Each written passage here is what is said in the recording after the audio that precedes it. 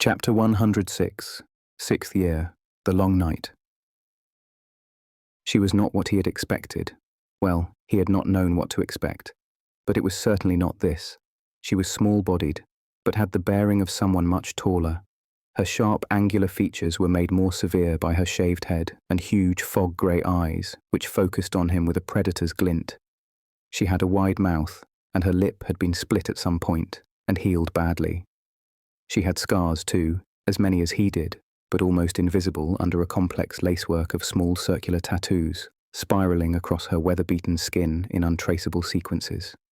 Remus Lupin, she said in a low, gravelly voice. She had a horrible, menacing smile. She showed all of her teeth, which were in bad condition, discoloured and uneven. I've been waiting for you, my dear. He pulled out his wand at once, adopting a duelling stance. Drop that, she snarled, raising a hand. Her nails were long, yellow and clawed, filthy with dirt. His wand clattered to the ground and he gasped. Remus was frozen to the spot. She stood only meters away, and his wand was within reach, but he couldn't move a muscle. She laughed, her breath stark and white in the winter air. I saw you here on Christmas Eve, she said. She pointed to the dark alley. I saw you there, with the human. I followed you both. What do you want? He asked steadily, staring her down. She was repulsive, unclean. Her cloak was heavy matted animal fur crawling with lice and other vermin. She stank of the forest and rot and blood. Despite this, something drew him in, something familiar, safe and welcoming. Pack, the wolf told him, a low growl from somewhere inside. Pack. We want you, brother, she said, stepping forward. She lowered her hand, and he felt a sort of unclicking in his muscles and stepped back, automatically. We? He asked, finding courage now that he could move again. He snatched up his wand, and she allowed it. We, us, she said, stepping forward again. She walked with one foot in front of the other, like an animal. Her feet were bare on the cobbles, black with filth. Who's us? He asked, glancing back quickly. He was almost at the door. If he backed away far enough, he'd be visible from inside the pub windows. Your family, Remus Lupin. Oh, right, he asked, still distracted by his progress towards the pub.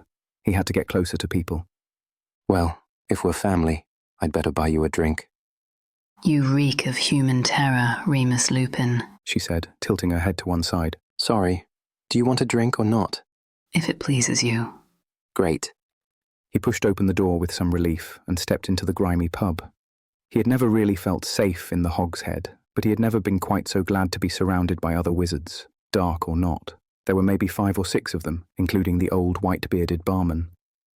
A few patrons glanced up from under their hoods as the 2 werewolves entered, but if they had any clue about the situation, they made no sign of it. She sat at a table, not taking her eyes off Remus for a moment. He didn't order drinks, just sat opposite her. He placed both hands on the table, feeling that this was the safest option, hoping that she would see he was not planning to attack. So, you know my name.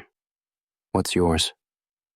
He didn't know where this cavalier attitude had come from, whether it was a momentary madness or just the outcome of his own stupidity, but it was keeping him safe for now. Livia. Livia. We do not need other names. We belong to the pack. Right, okay.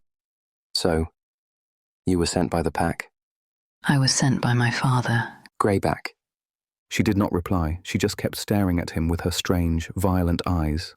She did not belong indoors, he felt. The train of her cloak was caked in mud, and dirt smeared the parts of her skin that were visible. Up close, he could see that her tattoos were not simply circles. They were moon phases. Is Greyback really your father? Remus asked, keeping his voice low. He is our father, she said. Order or leave? The tall, ancient barman appeared by their side. Remus looked up at him, wishing he knew how to transmit thoughts. Butterbeer, please. Livia did not say anything, and the barman did not question her, only snapped his fingers, and the bottle appeared. He shuffled away, back behind his bar. Remus wiped the rim of the bottle cautiously and took a sip. It was much too sickly and not cold enough.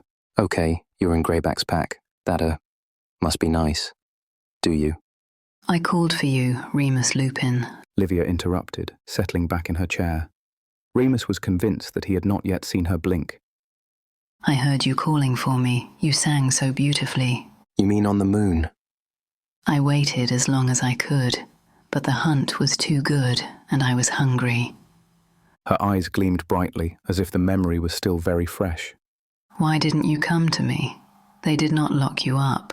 I followed your scent for days afterwards. I'm not a killer. I don't hunt. She laughed. Madness. What have they done to you, my poor brother? Father told me you had suffered at the humans' hands, but I did not know how much. I don't suffer. I've been lucky. They take care of me. Poor boy. You do not know. But of course, that is not your fault. How could they see anything but the shadows if they were never allowed to move their heads? Plato. Remus sat up, curious. Greyback lets you study Muggle philosophy. My father places no limitations on me. My father wishes me to be free and strong and wise. And a murderer. Wolves cannot murder. You know this, Remus Lupin. But we aren't wolves, are we? Not all the time. He whispered. We are what we are. She replied. She was enjoying this, he could tell. You can wear that uniform and wave your silly stick, but you know that you have more in common with me than anyone in that castle. She licked her lips. I have come to bring you home, Remus Lupin. Why now? The time is right. Father prefers to wait until we are of age, so that we come to him with a true understanding of our place in the world, the place the human filth have forced on us. But time is short for us all these days. I'm not going with you. I belong here. I'm a wizard. She laughed again, a throaty, deep laugh that rattled in her chest and spoke of long, cold winters in hard, unforgiving environments. A wizard. To think that a magnificent beast like you would aspire to be such a creature. You don't know half of the power you hold, Remus Lupin, nor does Dumbledore. I'm still not going anywhere.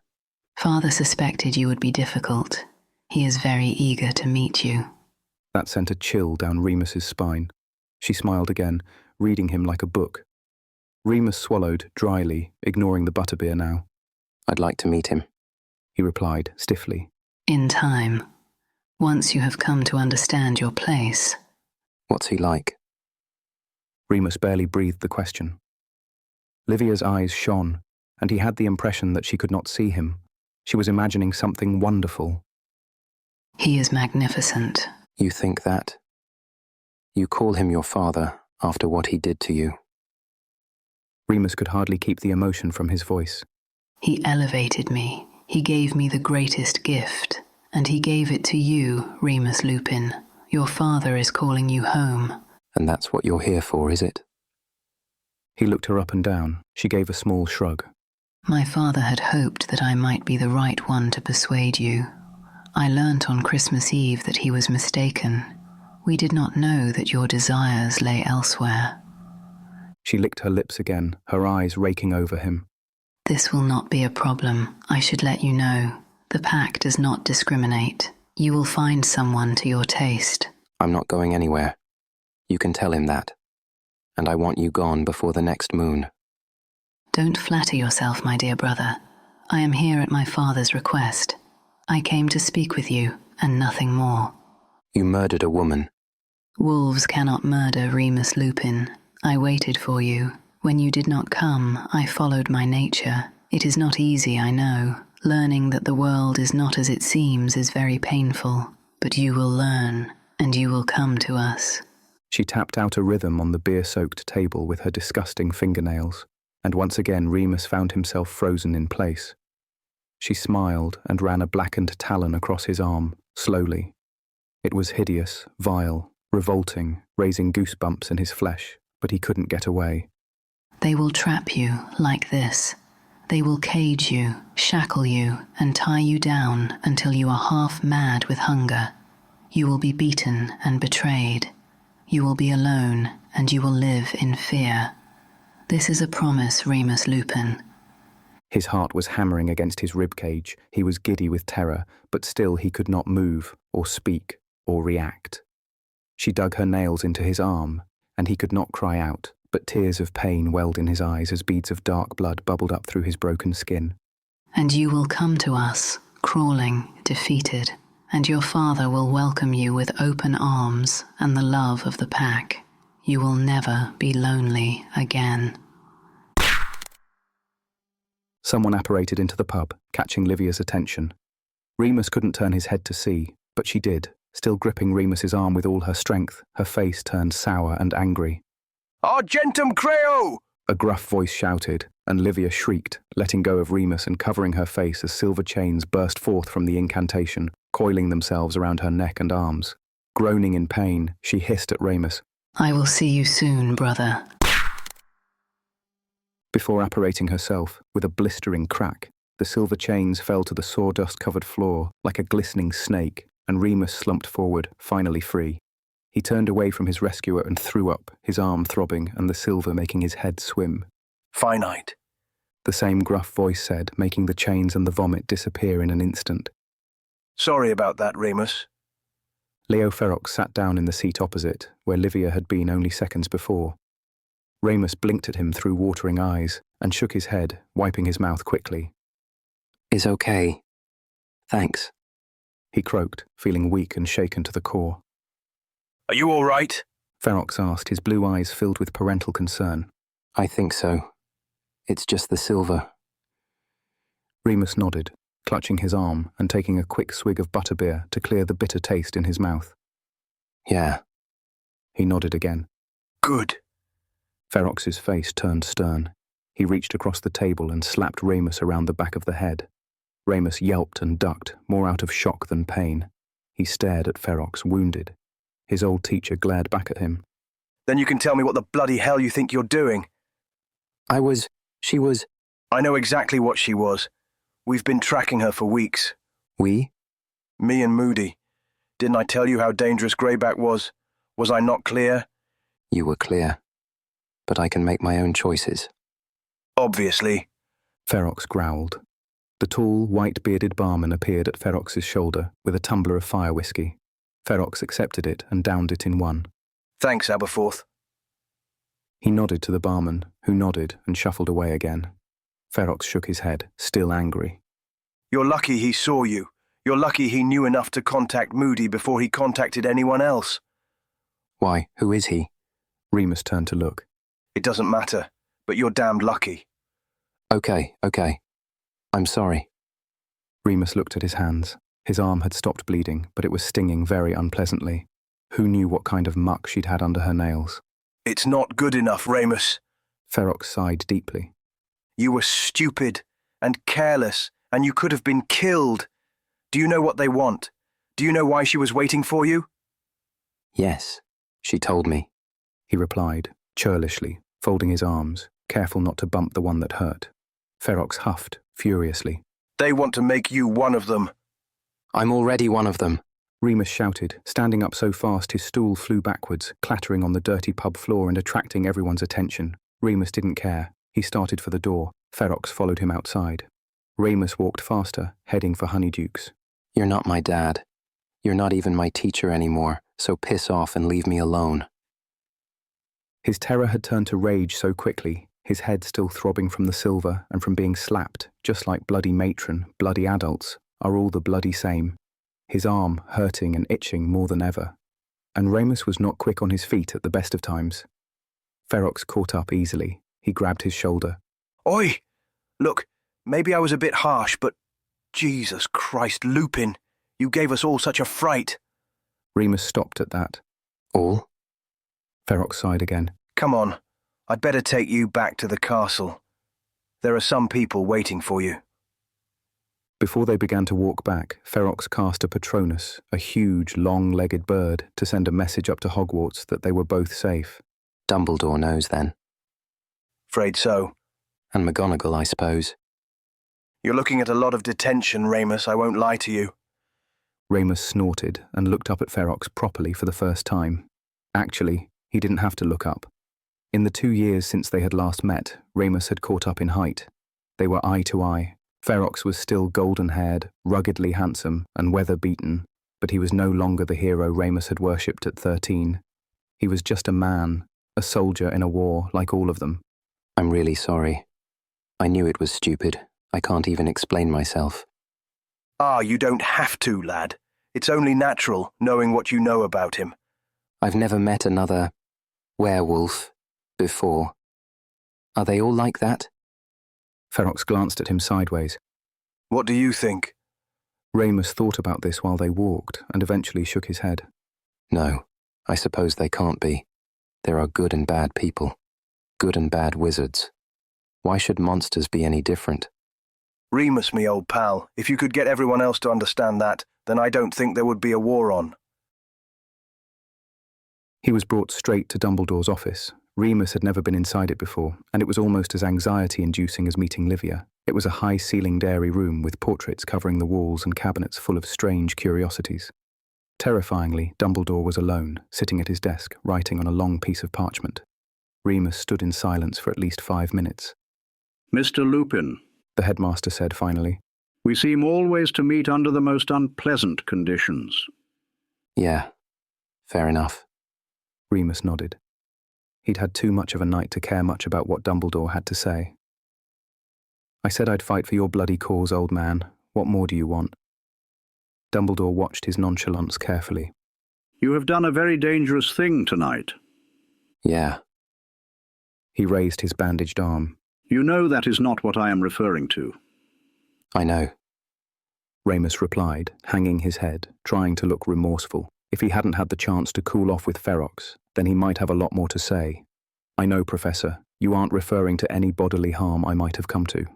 That is clearly the least of your concerns, considering I had been tearing myself apart for 8 years before anyone decided to intervene. Dumbledore, of course, didn't know about the Marauder's secret. He may well have known about Madame Pomfrey's efforts to help Remus, but if he did, he showed no interest. So Remus shut up and took his punishment, hoping that eventually Dumbledore would release him and he could just go back to bed. There was a lecture on responsibility and maturity, a stern reminder that the war is bigger than him and that his own personal motives did not matter. We all have to make sacrifices. Yeah, Remus scoffed inwardly, some more than others, presumably. Do you understand, Remus? Yes, headmaster. After that, he had to give Dumbledore a detailed account of everything he and Livia had discussed. It wasn't much. Remus couldn't help feeling a little bit disappointed by how little he had learnt himself. Dumbledore seemed pleased, however, as much as Dumbledore ever seemed to be one thing or another. Several of the clocks in one of the glass cabinets began to chime, and Remus realised that it was 3 o'clock in the morning. He stifled a yawn. Yes. Perhaps that is enough for tonight. You may go to bed, Mr. Lupin. Dumbledore nodded, as if Remus had just made a very interesting point. Remus nodded dozily and stood up, rubbing his hip, which was stiff from sitting on hard wooden seats all evening. Professor? He asked, just before leaving. Dumbledore had returned to his letter writing and made no sign he had heard the boy, so Remus just continued anyway. Livia said that I didn't know half the power I had, and she could do wandless magic and wordless magic, and... Her talents were nothing out of the ordinary, Mr. Lupin. She has clearly studied the dark arts and may be particularly gifted. Do not dwell on it. Okay then. Is Professor Ferox still here? Mr. Ferox is staying in Hogsmeade for a few more days. Good night, Remus. Good night, headmaster. Professor McGonagall was waiting for him outside the office. She looked furious, but she didn't say anything. I'm sure you've had enough of a telling off for one night, She said stiffly. Oh, I can take a bit more if it'll make you feel better. She raised an eyebrow at him, tutted, but kept walking. When they arrived at the portrait hole, she stopped and said, 2 months detention, every night except full moons, and tell those boys to get to bed at once. He crawled through to the common room and found James, Sirius and Peter there, waiting in their pyjamas. James was pacing by the fireplace. Peter was trying not to fall asleep, leaning on his elbow, and Sirius, who had been sitting bolt upright in an armchair, leapt to his feet the moment he saw Remus. What do you think you're playing at? Running off on your own? Please don't, Padfoot. I'm knackered. Remus sighed, wincing. He was getting a headache. He just wanted to go to sleep. Enough talking tonight. Do you have any idea what it was like finding out you'd sneaked off? Sirius shouted. Remus raised an eyebrow at him. Sirius blinked and stepped back slightly, looking down. For all of us, I mean. I can imagine. And I'm sorry, but please, can I just go to bed? You can have a go at me in the morning. Yeah, back off, Black. James came over and placed a hand on Sirius's shoulder. Sirius shrugged it off, agitated. James sighed, taking his glasses off. It's late. We're all tired. You sure you're okay, Mooney? Fine. Remus nodded, so grateful to James Potter.